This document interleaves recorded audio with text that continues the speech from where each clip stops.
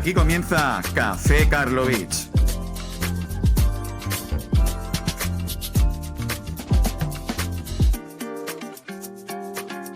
Bienvenidos, bienvenidas, amigas y amigos del fútbol retro, del fútbol nostálgico, del fútbol vintage, en definitiva, del fútbol de ayer que tanto nos gusta recordar hoy. Y bienvenido un día más a mi gran amigo, mi compañero, el capitán del barco, don Marcos Rojo. ¿Qué tal, Marcos? ¿Cómo estás? ¿Qué tal, Tony? Un día más, pero no un día como el resto, porque estamos grabando en sábado por la mañana, algo bastante extraño en nuestro caso. Creo que es la primera vez que grabamos un sábado por la mañana, pero ahora veremos que la ocasión lo merece. Así es, porque como veníamos defendiendo siempre desde el inicio de nuestro podcast, allá por el mes de diciembre, que parece que llevamos mucho más tiempo, pero no, llevamos apenas 6 meses, siempre hemos defendido en Café Karlovich que traemos el fútbol, o intentamos traer, ¿no? El fútbol del pasado, el fútbol retro, pero siempre con los pies en el presente y siempre manteniendo ese hilo, ¿no? con la actualidad. Y en el capítulo de hoy vais a ver el porqué de esto que estoy diciendo. Porque el capítulo de hoy es un capítulo muy especial, Marcos. Es un relato salvaje. Ya sabéis que en Relatos Salvajes siempre traemos historias, ¿no? Curiosas del fútbol, de futbolistas, de presidentes, entrenadores, de sus protagonistas. Pero en este caso no se trata de ninguno de estos que he mencionado. Vamos a hablar de un aficionado. Pues sí, Tony, como bien dices, vamos a hablar de un aficionado. Vamos a contar la historia de un niño que en los recreos del Colegio Salesiano del barrio porteño de Flores soñaba con ser futbolista, y soñaba con serlo desde una portería improvisada en la que 2 piedras actuaban como postes, desde la que este niño observaba a sus compañeros correr detrás de una pelota de trapo, muy atento siempre y muy concentrado para no encajar goles. Jugaba de portero, y no porque le gustara especialmente, sino más bien porque era un patadura, que era como lo llamaban, y era una manera de mofarse en aquella época de los niños que no tenían mucha habilidad. Este niño, que se llamaba Jorge Mario Bergoglio, pues a este niño la vida lo llevó por un camino totalmente diferente al del fútbol, como todos sabemos, pero nunca perdió la pasión por la pelota y nunca escondió que su corazón, además de a Dios, pertenecía a Sor Lorenzo de Almagro. Y hoy, en Relatos Salvajes, os vamos a hablar, por tanto, del Papa Francisco, el Papa más futbolero y un Papa cuyo funeral se ha celebrado esta misma mañana. Correcto, de ahí que grabemos en un sábado por la mañana, creemos que desde Café Karlovich la ocasión y el personaje, pues todo junto, ¿no? Lo merecía. Y llevas razón en lo que dices respecto al Papa en su infancia, porque mucho antes, ¿no? de convertirse en Papa, ya por 1946, ese pequeño Jorge pues no se perdía un partido que San Lorenzo jugara en casa. Iba con su padre, que fue el que le contagió el amor por el fútbol, al viejo gasómetro de la Avenida de la Plata, que era el estadio del barrio de Boedo, ya demolido, en el que el club vivió sus mejores años.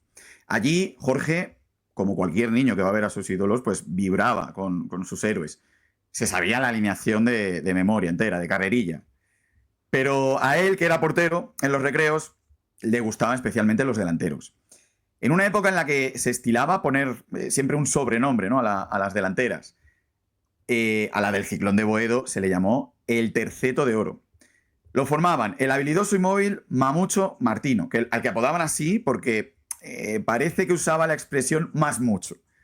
El más sacrificado y luchador Armando Farro, que jugaba algo más retrasado. Y el ariete René Pontoni.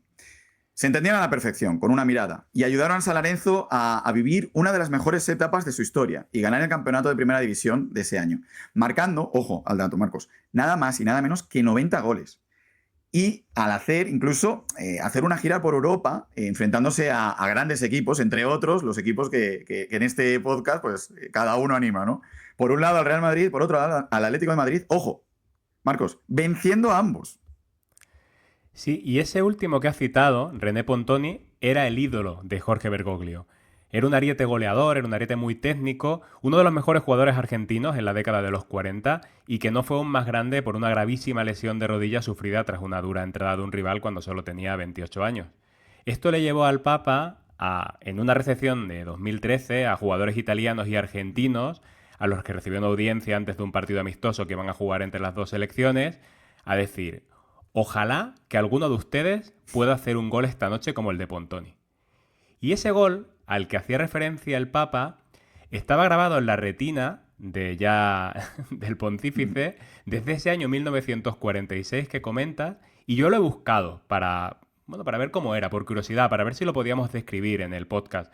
Pero como ocurre con la gran cantidad de goles que se han quedado perdidos en la memoria, como ocurre con la gran noche del Trinche contra la selección argentina y tantos lances del fútbol antiguo, pues no hay constancia de él más allá de las crónicas de los periódicos de la época y de descripciones del boca a boca. Así que no nos queda otra cosa que imaginarlo a partir de esas lecturas que hemos podido hacer. Se dice que fue una tarde contra Racing de Avellaneda y que no fue un gol decisivo, sino que se marcó con un 3-0 en el marcador a favor de San Lorenzo de Almagro. René Pontoni en ese momento recibió en el área de espaldas, estaba rodeado de defensas, pero él controló con el pecho, acomodó la pelota en su bota derecha, se giró y con esa maniobra consiguió quedarse solo frente al portero y ahí ya pues definió con la clase de los genios que Pontoni tenía. Yo me lo imagino como el gol de pelea Suecia con un sombrerito, o ya fantaseando, aunque yo ya creo que me vengo muy arriba, como una especie de cola de vaca de Romario Alcorta, pero con el balón en vilo. Yo no sé, Tony, cómo te lo imaginas tú. Sí, no. Ambas descripciones, esto siempre en una horquilla, ¿no? Entre el worst escenario, best escenario, pues ahí nos movemos, ¿no? Pero mira, Marcos, voy a hacer un pequeño inciso en esta historia, porque aquí se dan casualidades esas de la vida que son maravillosas. Yo no sé si tú sabes, bueno, sé que lo sabes, por qué San Lorenzo se llama San Lorenzo. Y es curioso que el Papa a posteriori, ¿no? Pues fuese seguidor del Ciclón. Se cuenta que en 1908 un grupo de adolescentes jugaba al fútbol en la calle en el barrio de Boedo, ¿no? Y que al ver que molestaban a los vecinos y que hasta pues había riesgo, ¿no? de atropellos por el tranvía, etcétera, pues un cura salesiano llamado Lorenzo Massa les ofreció el patio de su parroquia con la condición pues, de que fueran buenos chicos y fueran a misa. Pero no solo les dio sitio para jugar, Massa se convirtió en una especie de guía para ellos. Y poco a poco, los chavales que se hacían llamar los esforzados de Almagro empezaron a tomárselo más en serio. Y con el apoyo del cura, pues acabaron formalizando el nacimiento del club, al que llamaron, obviamente, San Lorenzo en su honor. Y como tenían que elegir un color para su camiseta, decidieron que vestirían los colores azul y rojo de la congregación salesiana. De ahí pues que hay una camiseta pues similar a la que llevo yo y puesta en honor a este programa. Un origen de lo más eclesiástico que probablemente no tuvo que ver con la afición del niño Jorge, pero que con el paso de los años pareció diseñado para la historia de amor entre un papa y un club. Un club del que ha muerto siendo socio, según algunas informaciones además, incluso pagando religiosamente la cuota, permítase el chiste, y al que también se dice que aún desde el Vaticano seguía, eso sí, por radio o leyendo los resultados en papel, con letra grande seguramente ya en estos últimos años, porque ya la vista le fallaba, y a veces pues se dice que se enfadaba, a veces celebraba, pero nunca dejó de estar pendiente del que había sido el club de sus amores desde niño. Eso sí, se dice que nunca veía los partidos por la tele porque desde 1990 él hizo una promesa a la Virgen del Carmen, una promesa que hizo de no ver más la televisión, y eso lo hizo tras ver en ella una imagen que él consideró como impura y le pareció un mensaje de Dios diciéndole pues que este medio básicamente no era para él. Solo se lo saltó en algunas ocasiones. Parece que no fueron ocasiones futbolísticas, porque precisamente las dos finales de la Copa del Mundo que Argentina jugó bajo su pontificado no las vio. Él aseguró al menos no haberlas visto. Y aparte, resulta, Tony, que esa referencia a su ídolo de juventud que hemos citado en la recepción de los jugadores no es la única anécdota conocida del Papa relacionada con el fútbol, porque hay otra que seguro que algunos habéis escuchado estos días. Y es que con esa inconfundible voz cavernosa suya, en la que decía que el Blue Label es nada menos que un elixir, contaba el mítico Alfio Coco Basile en televisión que cuando llegó en 1998 al banquillo de San Lorenzo, acompañado, por cierto, por su inseparable ayudante el Panadero Díaz, ese mito del Atlético de Madrid, pues estaba el Coco Basile en el vestuario dando su arenga final previa al partido del debut, cuando de repente entró al vestuario un sacerdote y comenzó a saludar a los jugadores. Bueno, imagínate el Coco Basile, ¿no? Genio y figura también. aparecerá, supongo, en el futuro más en Café Karlovich, pues puso cara de pocos amigos. Y no se dirigió directamente al sacerdote, sino al entonces presidente, Fernando Miele, que se encontraba en el vestuario para apoyar a su nuevo entrenador. ¿Quién es ese cura?, le preguntó. Miele le respondió que era un cura que venía antes de cada partido a saludar a los jugadores. A Basile no le convenció la respuesta y le pidió que lo echara. No quería a nadie que distrajera a los jugadores en el vestuario. Que se vaya el cura. Si ganan, no me vendrían a buscar a mí. Si ganaran. Pero es que están perdiendo todos los partidos viniendo el cura. Que se vaya. Así que el presidente pues, fue a hablar con el sacerdote, le indicó de manera respetuosa pues, que el entrenador había pedido que se fuera, y el hombre pues, se marchó muy educadamente. Sin el cura en el vestuario, lo cierto es que Basile duró bastante poco en el banquillo de San Lorenzo, todo hay que decirlo. Llegó iniciado el torneo de clausura, y aunque debutó con muy buen pie en el partido, que sucedió a la anécdota que acabamos de contar, no acabó de dar al equipo el impulso que se esperaba. Y tras 10 partidos, pues salió sin pena ni gloria. Y contaba Basile que años después, en 2013, se encontró con el presidente Miele en un restaurante y que éste le preguntó si había visto quién era el Papa. A Basile, pues claro, le sorprendió la pregunta, ¿cómo no iba a conocer al Papa, al primer Papa argentino? Lo que no se esperaba es que Miele le iba a decir que el Papa Francisco era aquel sacerdote al que 15 años antes había echado del vestuario. Una anécdota increíble, lo hemos visto en algunos reels. La cara de Basile en el momento tuvo que ser, ¿eh? Pues tremenda. Imagínate. Pero aquí viene un giro que a algunos sí que les resultará inesperado, porque tenemos bastantes sospechas de que la anécdota de Basile no es cierta. Puede ser que existiera esa anécdota del cura, puede ser que Miele le dijera que ese cura era el Papa Francisco. Me creo el troleo totalmente de Miele al Coco. Pero investigando un poco, la verdad es que no es muy verosímil, teniendo en cuenta que por aquel entonces Jorge Bergoglio era ya no un cura, sino el arzobispo de Buenos Aires. Era fanático de San Lorenzo, es verdad, pero un arzobispo en el vestuario de un equipo saludando a los jugadores como que no cuadra. Yo creo que esto, Tony, es el IVA de las historias del que nos decía David Mosquera. Un saludo para David cuando nos hablaba de Guillermo Coppola. En este caso, es verdad que vemos que hay IVA, lo que no sabemos es si el IVA lo puso Miele, lo puso Basile o ambos. Cualquier conjetura a mí me sirve. Y es que parece que ese sacerdote que estaba esa tarde en el vestuario se llamaba en realidad Domingo Pizzuli, que era algo así como un asesor espiritual del club, y esto, claro, nos cuadra más. Y yo apuesto, Tony, a que Basile también lo sabe, pero el IVA es el IVA.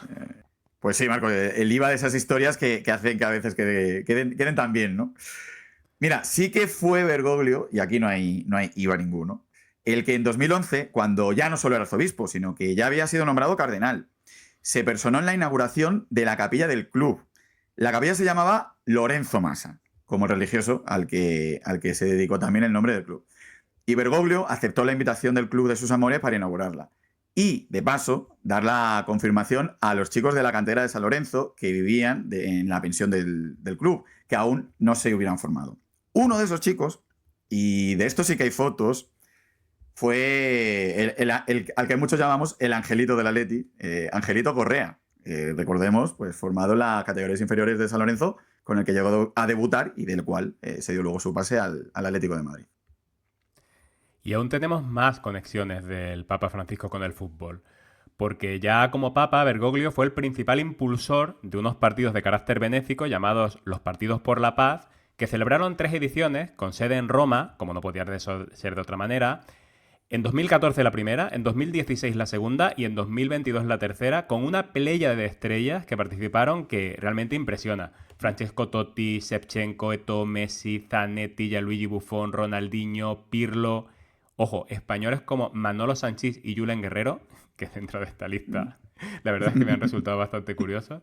Sí. Y el gran protagonista, como no, fue Maradona, que no solo jugó las 2 primeras ediciones, sino que además fue uno de los más importantes embajadores de estos partidos. Estoy viendo un rato imágenes de la edición de 2016 y la verdad es que da un poco de apuro verlo. Ya muy desmejorado, muy gordo, sin poder apenas manejar el balón, tirar a puerta, y lamentablemente pues no llegó a la edición de 2022, donde sí que se le rindió un homenaje a Diego.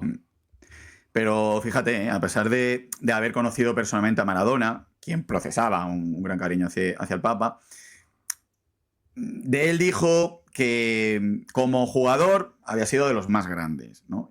Pero sí que también dijo que como persona, como hombre, Maradona pues había fallado. De ahí que siempre el Papa Francisco, digamos que tuviese en mejor estima otros futbolistas, ¿no? Y aquí viene lo sorprendente. Él siempre defendió que el mejor jugador de todos los tiempos había sido el brasileño Pelé. Ya no solo también por lo futbolístico, que ahí tendría argumentos de sobra también para su tesis, sino que también destacaba de él pues, su gran corazón y su humanidad. Es decir, lo ensalzaba ya como persona, ¿no? En esto, fíjate, es muy curioso, porque en esto coincide con Basile, que también consideraba que el brasileño fue mejor. Es curioso, ¿no? Que dos argentinos, pues en esa disputa tan eterna, ¿no? Entre Maradona y Pelé, ambos se posicionen por el jugador brasileño, algo un poco impopular, ¿no? Si vamos a Argentina. Pues fíjate, no coincidieron, parece, en la historia del vestuario, pero sí coincidieron en su gusto futbolístico por Pelé. Pero Tony, yo creo que en el fondo de su ser, el recién fallecido Papa seguía pensando que el mejor de todos, el mejor de los mejores, era René Pontoni. Totalmente de acuerdo. Pues, Marcos, hasta aquí llegamos al final, ¿no? Yo creo que independientemente, ¿no? de creencias, etcétera, creo que hay que valorar, ¿no? a las buenas personas y yo creo que en el caso del Papa Francisco siempre demostró esa bondad y ese ánimo, ¿no? Por ayudar a los más necesitados. Y desde aquí nuestro humilde homenaje, no es un in memoriam, pero sí un relato salvaje que, bueno, que queríamos traer, creemos que merecía la pena, porque dudo mucho de que el próximo Papa vaya a ser como mínimo lo mismo de futbolero que este. Sí, difícil. Hemos también mirado en los antecedentes de otros papados y la verdad es que no hemos encontrado ni mucho menos alguno con una afición futbolística que ni siquiera se le pareciera a la de Francisco Bergoglio. Así que, como futbolero, nuestro homenaje. Pues hasta aquí nuestros relatos salvajes de hoy. Esperemos que os haya gustado. Muchas gracias por estar ahí. Recordad que podéis apoyar el proyecto siguiéndonos en nuestras redes sociales, en X, @cafecarlovich, en nuestra plataforma de YouTube, ya sabéis, suscribiros, campanita, dale like, comentarios, todo tipo de... Nos están llegando ya muchas sugerencias, lo cual nos agrada mucho. Nuestras plataformas de podcast, en iVoox, en Apple Podcasts, en Spotify, ya sabéis que nos podéis encontrar en cualquiera de estos sitios. Y recordad que esta noche juega el Trinche y esta noche seguramente también le anime un poquito el Papa Francisco.